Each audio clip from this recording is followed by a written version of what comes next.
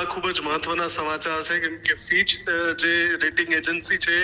એ દુનિયાભરમાં એક માન્યતા પ્રાપ્ત એજન્સી છે અને અસંખ્ય અનુમાન એવા છે કે જે ફીચ રેટિંગ્સના સાચા પણ પડ્યા છે. ફીચ રેટિંગ્સે અત્યારની વર્તમાન પરિસ્થિતિને અનુલક્ષીને અને જે પીસ ડીલ ચાલી રહી છે,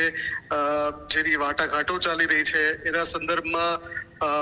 મોડામાં મોડું અનુમાન એ લગાવ્યું છે કે જુલાઈના અંત સુધીમાં પણ જો હોર્મુઝ ખુલી જશે, એટલે કે હજુ 1.5 મહિના જેટલો સમય વચ્ચે રહે છે, એ દરમિયાન પણ જો આ વાતચીત ભલે લંબાતી જાય અને છેવટે જો હોર્મુઝ ખુલી જાય તો એની સીધી અસર ક્રૂડ ઓઇલ માર્કેટ પર થશે.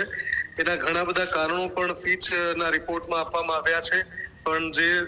અગત્યનું જે તારણ છે એ છે કે અત્યારે $110 પર બેરલ ક્રૂડ ઓઇલનો ભાવ છે એ ઘટીને $70 તળિયે પહોંચી શકે છે. બીજા જો સમાંતર કારણોની વાત કરીએ તો જ્યારે છેલ્લા 3-4 મહિનાથી હોર્મુઝમાં ક્રૂડ ઓઇલની જે સપ્લાય છે અટવાયેલી છે, એવા સમયે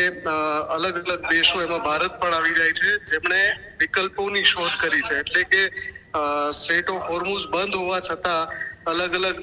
માર્ગોથી, અલગ અલગ દેશો પાસેથી, વિશ્વના અલગ અલગ દેશો ભારત સહિત ક્રૂડ ઓઇલ મગાવી રહ્યા છે, એટલે ક્રૂડ ઓઇલની સપ્લાયને પૂર્વવત કરી રહ્યા છે. એવા સંજોગોમાં જો સ્ટ્રેટ ઓફ હોર્મુઝ પણ ખુલી જાય તો ક્રૂડ ઓઇલની સપ્લાય જે માંગ હશે એના કરતાં વધી જશે અને જો સપ્લાય માંગ કરતાં વધી જાય તો સીધી રીતે એની અસર ક્રૂડ ઓઇલ માર્કેટ પર થશે અને ક્રૂડ ઓઇલનું જે ફ્યુચર માર્કેટ છે કોમોડિટી પર,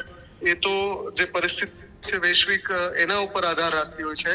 અને જો સમાધાન થઈ જાય, ઈરાન અને અમેરિકા વચ્ચે પીસ ડીલ થઈ જાય તો નિશ્ચિત છે કે સીધી અસર કોમોડિટી માર્કેટ ઉપર પણ પડશે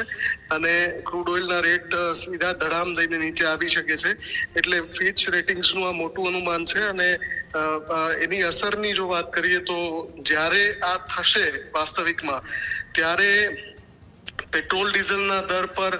મોટી અસર પડશે, કેમ કે જો $70 તળિયે ક્રૂડ ઓઇલ પહોંચી જાય છે તો સ્વાભાવિક રીતે જે ભાવ વધારો અત્યારે થઈ ચૂક્યો છે, $7.5 છે છેલ્લા 2 થી 3 સપ્તાહમાં, અને જે હજુ પણ તોળાઈ રહેલો ભાવ વધારો છે, એ બધું જ પાછું ખેંચી શકાય એવી સ્થિતિમાં પેટ્રોલિયમ કંપનીઓ આવી જશે. એટલે પેટ્રોલ ડીઝલમાં પણ મોટી રાહત મળી શકે છે ફીચ રેટિંગ્સના રિપોર્ટ પછી. ત્યારે જ ન્યૂઝરૂમ ગુજરાતની યુટ્યુબ ચેનલને સબસ્ક્રાઇબ કરો અને ઇન્સ્ટાગ્રામ અને ફેસબુક પર ફોલો કરો. અપડેટ રહો, સત્યની સાથે રહો.